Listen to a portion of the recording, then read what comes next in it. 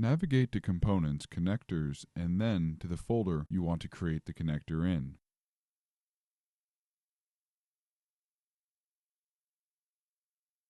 Right-click on the folder and press New Template.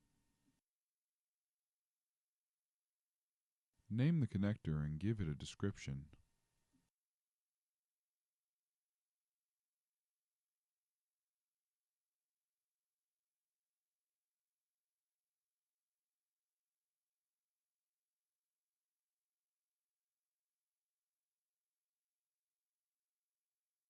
Change the connector to an appropriate size.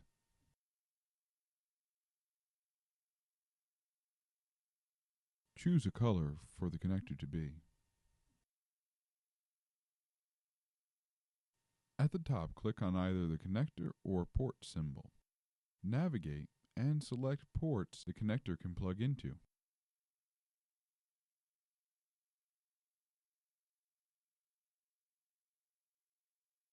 Do the same for the other connectors.